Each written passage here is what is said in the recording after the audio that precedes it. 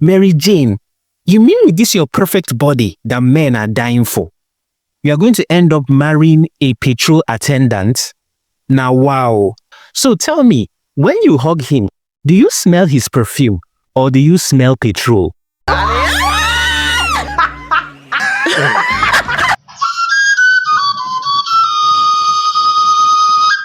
In the modern neighborhood of Peakview Estate, Asaba Delta State, Nigeria, where the generator noise was louder than people's ambition, lived two girls, Kamsiyochukwu, simply called Kamsy, and Bianca, her best friend in crime of arrogance and pepperdem behavior.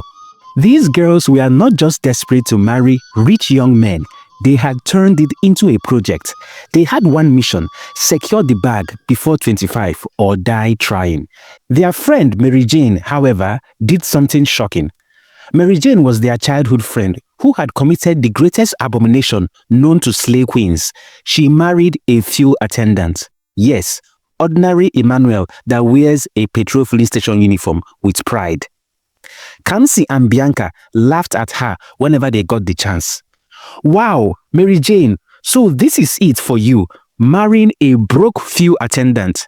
Kamsy would tease Mary Jane, shaking her head in disappointment. Bianca would then add her own seasoning. You had options, but you chose a man that smells like petrol every day. Ah, abego, when he hugs you, do you inhale love or fuel vapor? The two girls laughed. But Mary Jane only smiled because she knew Kamsy and Bianca would never understand. But who had time for Mary Jane's suffering and smiling marriage when Kamsy had a golden connection? Her mother had hooked her up with Charles, a rich Nigerian guy living in Germany looking for a wife. Bianca too was not left out. On Facebook, she had met Arinze, a wealthy Igbo businessman living in Lagos. Both men were coming to Asaba in 3 months to see their potential wives. That was when the madness began. One night, in their usual gossip headquarters, Bianca's room, they sat scrolling through Instagram, comparing notes.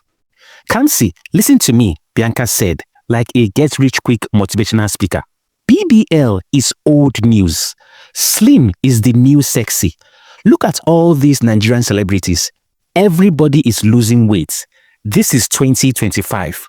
Flow with the trend. Kamsy folded her arms and replied, Bianca, so you mean to tell me that looking like an unpaid factory worker is now the new sexy? Kamsy continued, look, Bianca, there is a difference between being slim and looking like life is owing you nutrients. If this is fashion, then hunger must be the designer. Men, as far as I'm concerned, still love big hips and nyash. No, Kamsy, you are not well informed about what men want in this new age. Slim ladies look expensive. You think Arinze, my man, wants to be dragging one big load up and down? No way. Men want girls that are fashionably slim. You are funny, Bianca. Fashionably slim indeed. But my dear, there is a fine line between model shape and mosquito leg. I have mosquito legs and there is nothing attractive about them. In fact, I'm going for BBL and will soon start eating at least 5 times a day so my body can blend well with my BBL surgery when it is done. Ha! Bianca shouted. You don't know what you have until you lose it. Flipping her hair dramatically, and she continued. From now on, I eat only once in 2 days, just so that I can have mosquito legs just like you, because being slim from head to toe is the new thing. Kamsy burst into laughter. You, Bianca, that is already slim? You want to turn from slim to mosquito that fasted for 40 days. Kamsy continued. Anyway, do your own thing. As for me, I am putting on weight so that my BBL will blend perfectly. And so, the great transformation began for Kamsy and Bianca. Kamsy was naturally slim, but she believed her only way to impress Charles was to inflate herself by going for big Brazilian butt surgery. But the problem was money. Her family had already warned her, if you try nonsense BBL surgery in this house, you better make sure you don't come back. So with that, Kamsy rented a room apartment in a hidden area of the town in Asaba and hustled for money. To raise money for the BBL, she did things that would make her ancestors cry. She bought a sexy gypsy costume that covered her face and started twerking on TikTok for money. Although this didn't work because she was terrible at twerking due to the fact that her buttocks was as flat as a wooden table. She then decided to borrow money from her uncle, claiming she wanted to start a catering business. To complete the money, Kamsy convinced a naive suitor named Chuka in Asaba to invest in their future, that she would marry him. Although she never intended to actually marry him, she just wanted his money, and the poor guy is still waiting for wedding plans. By the time she raised the money, she flew to Lagos, entered the operating table, and after the surgery, boom, instant big buttocks. Kamsy looked in the mirror. She screamed. Her BBL was too big for her slim body. She looked like a sachet water seller carrying 50 kg of rice on her waist. "My God, what have I done?" she whispered. To fix this, she began eating aggressively so her new BBL could blend with her skinny body. Kamsy in her one-room apartment was either at the kitchen, cooking, or on the table, eating like a warrior on a mission. Her plate stacked with enough rice to feed a small village. Every bite was a battle, every swallow a sacrifice. She chewed aggressively, sweating like a goat on Christmas Eve. Because this was not hunger, this was a project. The BBL doctor had given her backside the size of a Sienna bus, but her tiny body was still looking like a keke that mistakenly carried trailer load. She had to eat her way into proportion. Her stomach was protesting and screaming for freedom, but Kamsy kept on eating like a glutton. She just has to impress her crush, Charles, who is coming from Germany very soon. Meanwhile, Bianca had her own struggle. Her family rejected her starvation mission, but instead of advising her like normal people, they mocked her. "Bianca, come and eat," her mother would say, eating a big lap of chicken and chewing it in slow motion just to tempt her daughter. Her father would dip hot bread inside akara and hum a song. Her younger brother would lick ice cream in front of her. "Sister, are you sure you don't want small ice cream?" Bianca would clench her fist. "No, I am a slim slay queen." But after 2 weeks of starvation, Bianca was seeing angels. Her legs were shaking like Nigerian electric power supply. One day, she stood up too fast and collapsed on the floor. That was when her family knew she had lost it. Finally, the big day came. Charles and Arinze arrived in Asaba. Charles saw Kamsy first on a date, which they had arranged to meet at a popular joint in Asaba City. His face changed.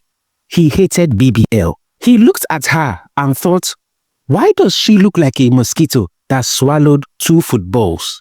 Charles continued sipping his drink with the same slow caution a man uses when he suspects the meat in his soup is dog meat. He had been observing her since she walked in, how she shifted uncomfortably on the plastic chair like someone balancing on a fragile load, how her backside seemed to have its own independent ambition, and how, despite being a slim girl, she suddenly had the kind of hips that looked like they required building permission from the government. After a long pause, Charles cleared his throat and said, "Kamsy, I hope you won't be offended, but are you natural like this?" Kamsy blinked and asked, "Like how?" And suddenly, she's more interested in stirring her soft drink with her straw than maintaining eye contact. Charles scratched his head and continued, "You know, your body shape, is kind of interesting." Kamsy burst into a nervous laughter. "Ah, Charles, so because somebody is curvy now, you are doing forensic investigation?" She took a sip of her drink, trying to appear unbothered, but her nervous voice betrayed her. Charles leaned forward, lowering his voice. "To be honest, it just looks, no offense, but your legs are saying one thing and your backside is saying another. It's like two different body types had a meeting and decided to disagree. Kamsy choked on her drink, coughing violently as she grabbed a napkin. She looked around, praying for divine intervention, and she said, "Charles, so you came all the way from Germany to discuss my body structure. Is that what you are using your European exposure for?" Charles sighed, rubbing his temples. "Kamsy, be honest. Is it BBL?" Kamsy bit her lip and hesitated, then mumbled, yes, it is." Charles leaned back, looking genuinely baffled. "I don't think the BBL was necessary. And based on your body size, it's like the doctors added a whole duplex to a one-bedroom flat." Kamsy folded her arms and replied, "What matters is that it looks good. That is what every man wants in a woman. A big backside." Charles sighed and replied calmly, "I am not every man. I am Charles, and I fell in love with your slim figure in the picture which your mom sent to me when I was in Germany. The BBL was unnecessary." The rest of the date was awkward, filled with forced small talk and occasional sound of Charles shaking ice cubes in his glass, deep in thought. Kamsy, on the other hand, sat stiffly, shifting slightly every minute. This was not the fairy tale love story she imagined. Meanwhile, Arinze met Bianca at a popular sports bar in Asaba, where big boys and girls hang out. His spirit left his body when he saw her skinny frame. He almost called a priest. In his mind, he cried, "Why does she look like a broomstick?" Arinze sat across from Bianca, staring at her like a man who had just realized the plate of jollof rice he ordered was actually white rice with no stew or meat. He was expecting the full package: curves, body present, a little extra something in the right places. But instead, the woman sitting before him looked like she had just escaped from a refugee camp in Somalia. He cleared his throat and said, "Bianca, wow, you look different." Bianca beamed with a smile, adjusting her spaghetti strap dress that was now struggling to stay on her skinny shoulders. "Thank you, Arinze. I have been working on myself. You know, slim is the new sexy." Arinze blinked and quickly replied, "Slim? No. This one is not slim, oh. This is survival mode. Are you sure everything is okay? You are looking like someone that just finished a 7-month fasting and praying program. Come on, Arinze. I just lost a little weight." Arinze shook his head. "Did you say little?" The Bianca I saw on Facebook had body. She had presence. Now you are looking like you escaped from police detention where they forgot to feed you." He sighed deeply and continued, "Ha, and I like my women with small flesh, oh. Something to hold. Now if breeze blows hard, will you not fly away?" Bianca's face twitched. "So you don't like me like this?" she asked with pain in her voice. Arinze hesitated, looking at his plate as if searching for the right answer inside his food.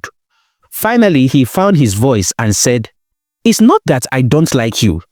It's just that, Bianca, I was expecting one thing and I got another.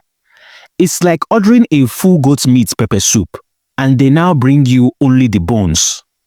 Bianca's face fell, and the rest of the dinner was a festival of awkwardness. She picked at her food, while Arinze kept sneaking confused glances at her, still trying to process the great weight loss tragedy before him. By the time the bill arrived, Arinze sighed again and muttered quietly under his breath, saying, "Now wow, Facebook picture really scammed me, oh." Days later, Bianca and Kamsy sat at an ice cream joint, staring miserably into their half-melted ice cream, like two women who had just discovered that their bride price had been mistakenly paid into the wrong account. Bianca poked at her ice cream with her spoon, sighing dramatically. Arinze looked at me like a farming victim. He even asked if I had been detained in police custody and starved for months. Kamsy burst out laughing. but quickly wiped her face when she remembered her own misery. "You are complaining. Charles asked me if I was a real woman or a man-made project. He said he could smell the surgery glue from across the table. My BBL has disgraced me." Bianca shook her head. "The whole thing is a disaster. We were so sure we knew what men wanted. Look at us now, single, humiliated, and looking like two audition rejects from a bad reality show." Kamsy cried and said, "Imagine all my suffering. Do you know how much effort I put into eating just to blend this my artificial load with my natural body? I have chewed more meat in 2 weeks than a lion eats in a year. Yet my BBL still looks like someone attached a pillow to a broomstick." Bianca sighed, stirring her ice cream like it contained the secrets to a better life. And she said, "And what about me? I fainted from hunger 2 times. My mother even started leaving chicken and jollof rice in front of my door, like I was a stray dog she was trying to lure back home." They both fell into a defeated silence, staring blankly at their ice cream, the weight of regret pressing heavily on their confused shoulders. Just then, Kamsy's eyes flickered towards the large glass window beside them. She blinked, leaned forward and gasped, grabbing Bianca's arm. "Bianca, see something!" Bianca turned just in time to witness Mary Jane. Yes, the same Mary Jane they had mocked for marrying a common field attendant, stepping out of a sleek, modern luxury car. She looked like she had just walked out of a Nollywood movie. Her dress was sparkling, her jewelry was glowing, and her skin looked like she bathed in imported shea butter mixed with the anointing oil of prosperity. Kamsy's jaw dropped. "What in the name of Dangote's bank account is going on here?" she asked. Bianca whispered, eyes with a shock. "Is that not Mary Jane? Our Mary Jane?" Kamsy blinked rapidly. "Or is it another Mary Jane with the same face and the same husband that used to sell fuel as a poor petrol station attendant?" They both watched in stunned silence as Mary Jane casually adjusted her designer purse and strolled into the ice cream shop, looking every bit like a woman who just signed a multi-million-dollar contract. "Good day, my dear friends," she said, smiling. Kamsy and Bianca stared at her in shock. "Mary Jane, is that your car?" "Is your own missing?" Mary Jane replied mockingly. "Of course it's my car. My husband bought it for me for my birthday." "Emmanuel, your husband, is now rich?" "How?" Bianca asked with great excitement. Mary Jane chuckled. "It's a long story, but we now have our own filling station by the grace of God." "Wow!" Kamsy exclaimed, standing up to hug Mary Jane. And that was when Mary Jane saw her weird buttocks and asked, "Ah, Kamsy, wetin you carry for nyash?" Kamsy sighed in embarrassment and replied, "It's a long story." Mary Jane now looked critically at Bianca too and said, "What is it with the weight loss, my dear friend? Is everything all right?" Bianca replied, "Just like Kamsy, it's a long story, but we did it to impress the men that wants to marry us, but it turned out they were not impressed." Mary Jane sighed and said, "I am inviting you girls over to my house this weekend. Come, I need to tell you about men and what they really want." Kamsy and Bianca sat in Mary Jane's beautifully furnished sitting room. They were amazed at the display of wealth. Was this the same Mary Jane they had once mocked for marrying an ordinary fuel attendant? Was now adjusting the AC with the confidence of a queen while they sat like two stubborn goats who had just been humbled by hunger. Mary Jane crossed her legs and smiled. "So, my dear friends, you see, marriage is not just about following trends. It's about being a partner, a helper, a wife." She sipped her juice slowly, giving them time to marinate on her words. Kamsy and Bianca exchanged glances. They had nothing to say. Kamsy's BBL had made her look like a drumstick standing on toothpicks, and Bianca had starved herself into an unfortunate resemblance of skeleton in a secondary school biology lab. Days later, after Mary Jane's words had settled in, Kamsy remembered that she had deceived a man into sending her BBL money, thinking she would marry him. She now realized she had been running on foolishness. She picked up her phone, scrolled through her contact, and dialed the number. "Hello, Chuka," she said softly. Chuka was the unsuspecting man she had collected money from for BBL. He had been sweet, sending her messages like, "I know you are the one for me. Your eyes shine like morning sun. Your voice soothes me like hot tea on a rainy day." Kamsy back then had replied with lies. "Oh my darling, I dream of you every night. You are my oxygen." Meanwhile, she was using his oxygen to expand her backside. Now she had to make things right. "Chuka, I need to talk to you," she said, rubbing her forehead. "I am returning your money." There was silence on the line, then Chuka burst into laughter. "Ah, Kamsy, are you serious? Who advised you to return money in this economy?" Kamsy chuckled. "I have changed, Chuka. I lied to you when I promised I was going to marry you." She sent the money back, deleted his number, and exhaled deeply. She also booked an appointment online with the BBL clinic in Lagos to remove the big Brazilian butt, because she wanted to return to her natural self. Meanwhile, Bianca had her own truth to face. She called Arinze and asked for a heart-to-heart meeting. They met at a quiet restaurant where she arrived in a flowing gown that covered her new unfortunate skinniness. Arinze shifted in his chair, looking nervous.